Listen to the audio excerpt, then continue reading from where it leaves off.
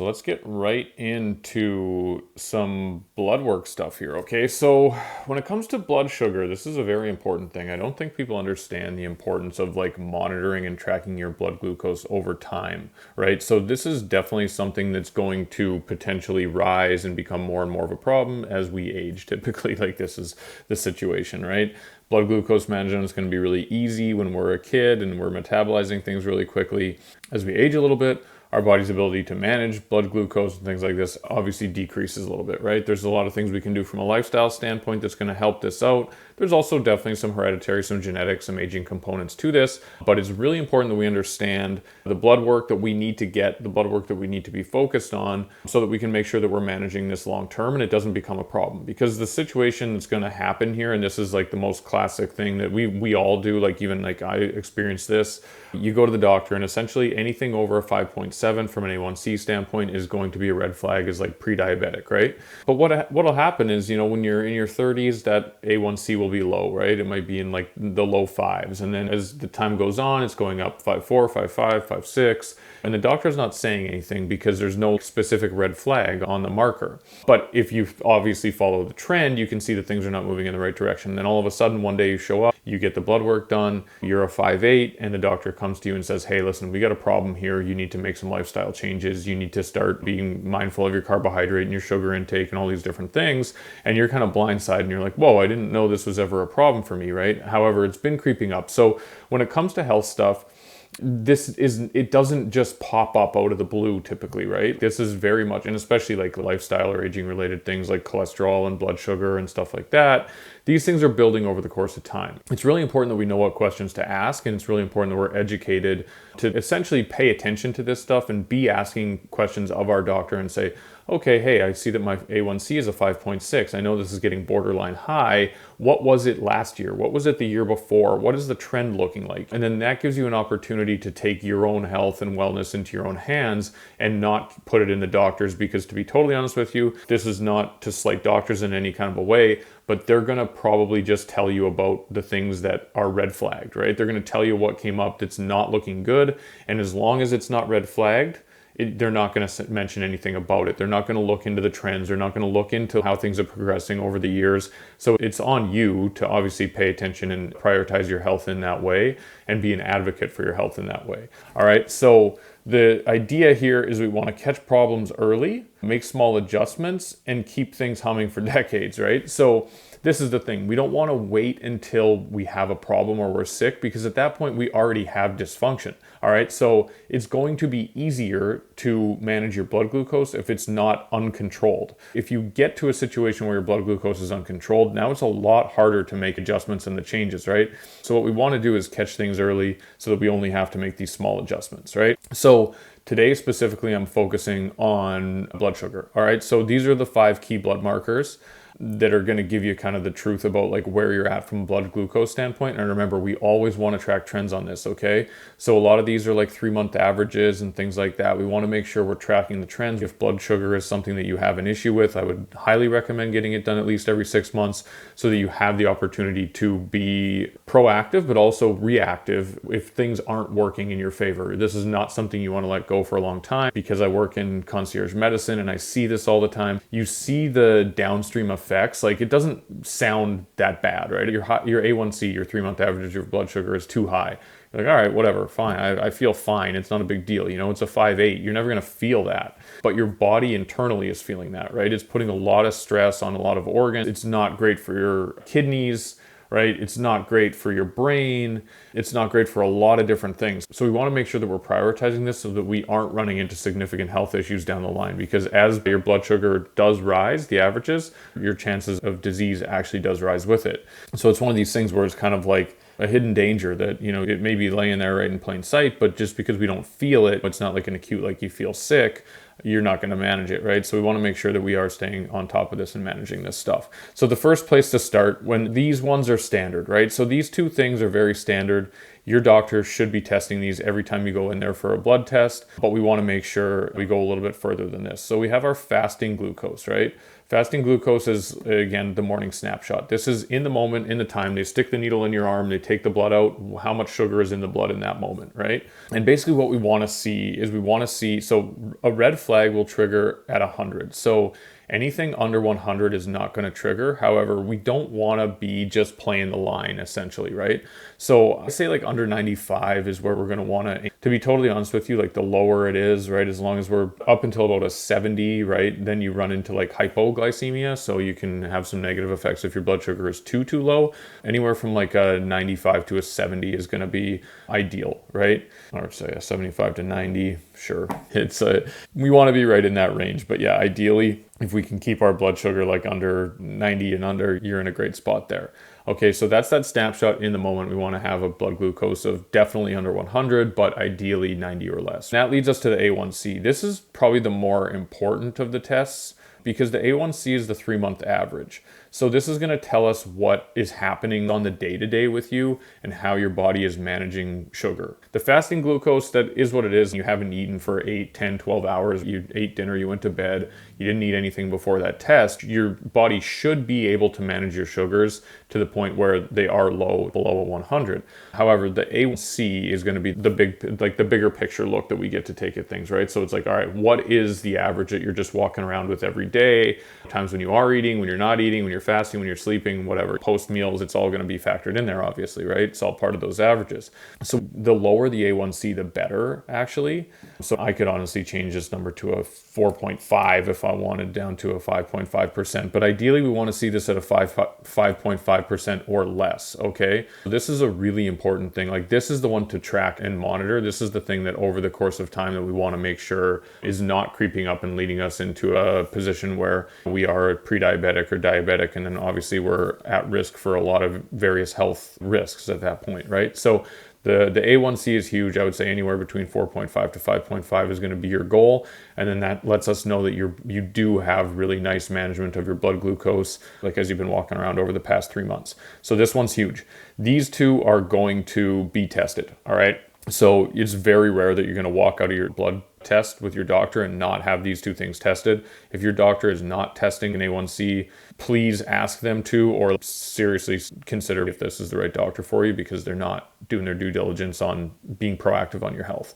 All right. And then we run into our insulin. Okay. So insulin's very interesting. It's not going to get tested by most doctors. Most doctors will not run insulin in a blood test. So this is something you're going to have to advocate for yourself.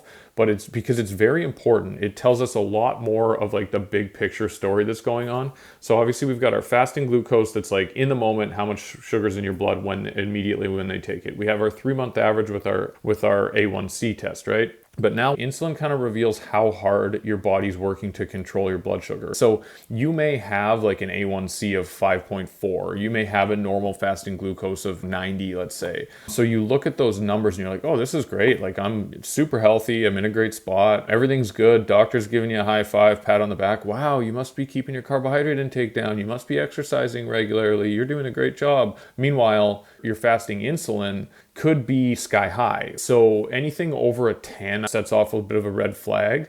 So you want to see fasting insulin in the single digits. Again, fasting insulin is a snapshot in the moment, right? So it's not perfect. It's again just at the time of the test, how much insulin is in the blood, but it is also a nice marker for how hard your body's working. So if you've got, like I said, that really nice pristine A1C and fasting glucose, but you've got a fasting insulin of a 40 or even a 20 or something like that, you know, this is a look into the future. This is how hard your body is working to maintain a blood sugar level that is balanced, right? So if the insulin is up, you know that the body's working very hard. So even though those glucose numbers are good, that doesn't mean that you're not headed for a problem down the line here, right? Because obviously insulin gets a lot of play right now, insulin resistance, all these things, but this is how you build insulin resistance, right? Your body produces more and more, insulin levels stay really high, and then at some point you start to become a little bit resistant to this. Now the blood sugar starts to climb because the body's not able to utilize insulin like it should be. Insulin is sky high, blood sugar starts to go up, and now we find that,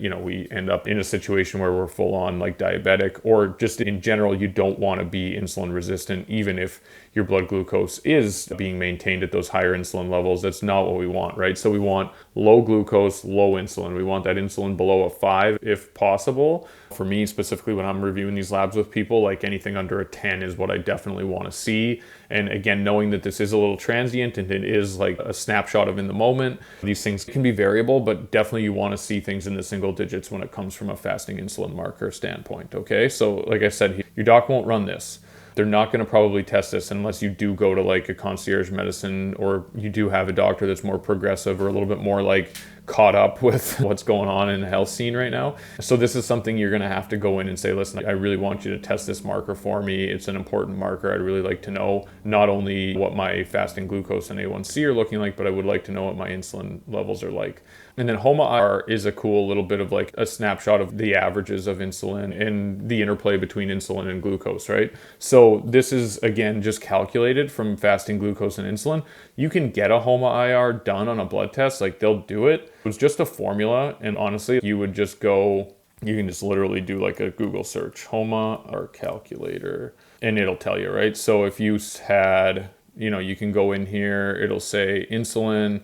Let's just say your insulin was, and we want the HOMA-IR to be under a 2. So let's just say the insulin was a 14, right? And the glucose was a 93. And then we get that, we've got a HOMA-IR of 3.2, as we can see here, which is obviously would be in the red, which would be not what we want, right? So, I mean, we want to see that HOMA-IR under a 2. So essentially we're going to need insulin to be like a 4, right? And then we see that's a 0.9, so that's excellent, right? So basically anything under a 10 is going to run you a decent HOMA-IR. So this would still be a little bit too high, right? We go 9, sitting at 2.1, glucose of 90, sitting at a 2. So again, we want to see insulin basically below. So let's say we had insulin at a 7, and then we could even have a glucose that's a little bit higher, and we're still in a really nice range with our HOMA-IR, right? So the big thing here is that glucose, it doesn't have as much of an impact on the fasting insulin level, right? So we want to make sure that insulin stays in a good spot. So that's insulin, okay? So we've got fasting insulin, we've got HOMA-IR. And again, the HOMA-IR is just a calculation. You can do that on your own. So as long as you have your fasting glucose and your fasting insulin levels, you can easily calculate the HOMA-IR. And now here's one that people don't think about for blood sugar balance, okay? They're not thinking about triglyceride. All right, so triglyceride is actually a lipid marker. So when you're getting like your cholesterol checked, the triglyceride is going to be a part of that check. However, triglycerides, believe it or not, are more impacted by sugar and less impacted by fat intake or saturated fat intake. So this is another little like hidden marker that we want to maybe put together, right? So if we've got the fasting glucose, we've got the A1C, we've got the insulin, and we're seeing some things there, we want to definitely go to triglyceride. And you may see that if your glucose is running high, your insulin is running high, you're probably going to see that your triglycerides are running high at the same time, all right? They pretty much go hand in hand, I guess, right? I'll see this a lot, high triglyceride, and I'm like, okay, this person definitely has high sugar diet, or they're consuming a lot of carbohydrate, because the two do obviously impact each other. This is a little bit of a hidden one. Chronically high triglycerides, there's more about refined carbs than it is dietary fat. On a blood test, anything below 150 is considered normal. It's definitely not optimal. When I'm looking at these labs, I'm looking at under 100 is absolutely what we want to see. So anything over 100 for me is going to be a red flag. And then there is some validity to having a ratio of HDL to triglyceride, right? I'd love to see a 1-to-1 triglyceride to HDL ratio. If the HDL is higher than the triglyceride, even better. What we don't want to see is low HDL and a super high triglyceride. That's going to be obviously very negative from a heart health standpoint. So if the triglyceride is like a 140, it's not necessarily flagging red, and the HDL is like a 50, that wouldn't flag red either. Those two are technically considered normal and within range, but that's not a good ratio. That's a terrible ratio. So what we want to do is obviously we need to see the HDL come up, which we can do that with dietary measures, and then obviously the triglyceride coming down, and we can do that with dietary measures and lifestyle measures as well. So that's ideal, right? We want about a 1-to-1 ratio between triglyceride and HDL. And as we said here, ideal is under 100. I think no matter what your HDL is, we still want to see triglyceride under 100. So that's that. There is one bonus. You guys want to see the bonus? So the beauty of this is like triglycerides should be getting run on every blood test. Your A1C and your fasting glucose should be getting run on every blood test. So really just kind of going out of your way to ask for this fasting insulin marker is something you're going to want to do. And then we also have, if you do have the ability to do this, is some kind of a liver scan, right? So we want to scan for liver fat. This is really important. So we want to do some kind of a scan to measure the amount of fat that's sitting in your liver. Now, best option is going to be MRI here. You can get like an AMRA MRI scan. If you get like a full body MRI, I'm sure you can ask your doctor to do an MRI of your abdomen. So anything over a 5% liver fat is going to be a red flag. We do not want to see liver fat getting anywhere near 5% and definitely not above 5%. The fattier the liver becomes, the more we run the risk of some serious issues from a liver standpoint, whether it's fatty liver disease or cirrhosis. You get a bunch of scarring and stuff in that liver and it gets damaged and all of a sudden it can't do its job, which the liver is extremely important. It's actually insane how much the liver has control of and how much it's relied upon in terms of making sure that your body is staying healthy and running on an optimal level. So we want to make sure we're not gumming it up, right? So again, less than 5%, that's exactly what we want to see. If you do see that you have liver fat above 5%, sugar and alcohol, those are going to be the big things, right? Fructose takes a lot of hits when it comes to the liver, right? So again, not from fruit, but from simple sugars, from processed foods, from ultra processed foods, from baked goods, things that are high in high fructose corn syrups, things like that are just going to provide a bunch of simple sugars. It's going to be hard for the liver to metabolize that stuff. And then alcohol just makes everything worse. It damages the liver. It makes it harder for the liver to do its job. The liver then can't metabolize nutrients the way that it needs to. And then we run into a whole host of issues there. So that's the thing to start, number one, if you do know that you have some liver fat, okay? So just to wrap it up, right, the key takeaways, right? These labs tell us a huge piece of our metabolic puzzle. The idea here is really to know the numbers to aim for, because again, if you don't know these numbers, right, like I said, you go to the doctor and you've got a triglyceride of 149, which is normal, and you've got an HDL of, I think anything over 45 is considered normal. I know over 50 or over 49 is considered normal. So let's just say you've got a triglyceride of 149 and an HDL of 50, and your doctor's like, no, this is great. Like, you're in a great spot. You're not in a great spot there, okay? So we want to know these optimized numbers, right? Especially for insulin's another one. It won't trigger until you get up into like the high 20s, 30s, whatever, but it's not ideal. It's not optimal. You want to see it below a 5, right? So these are all things. A1C, it's not going to trigger until you're at like a 5.7, 5.8. But that's not where we want to be. We want to be below a 5.5, right? So we want to make sure we know the numbers. This is really important for us to understand. In most cases, the doctor is just going to go by what flags on the labs, right? So know what we need to aim for. It's all right here. It's right here for you. Make sure you screenshot this, keep it, whatever. I've written an email about this. You can write these numbers down. And then this empowers you to ask the right questions. You're going to be able to say to your doctor, hey, like, I don't know about this like triglyceride to HDL ratio. Hey, my A1C has been consistently going up over the last 3 to 4 years. How are we going to manage this? And then that allows you to ask the right questions and then make the proper adjustments and make them early. Because again, it's going to be a lot easier to make these adjustments before you're sick. We don't want to wait till we're sick, right? It's like you don't want to wait till the car breaks down and the engine seizes to change the oil. You want to change the oil in advance, right? You don't want to wait till the car explodes, because then it's a much bigger issue than just a simple oil change, right? So that's the kind of the way I think about this. And then the good news is that we can dramatically improve our numbers with consistent and simple habits, right? So again, protein at every meal, right? Why? Because it slows digestion, stabilizes blood sugar, helps keep you full. My recommendation is for 0.7 to 1 gram per pound of your body weight per day. All right, that's a great place to start. Yeah, excellent from a satiety and sugar management standpoint. Fiber, the next huge piece of this puzzle. So specifically soluble fiber. Not all fibers are created equal. There's insoluble, there's soluble. Soluble is a great place to start. It's a little bit easier on the gut as well. So beans, oats, chia, flax, veggies, applesauces, things like that are really good. And then we want to shoot for 30 to 40 grams per day on fiber. That's going to be really helpful from a blood glucose management standpoint.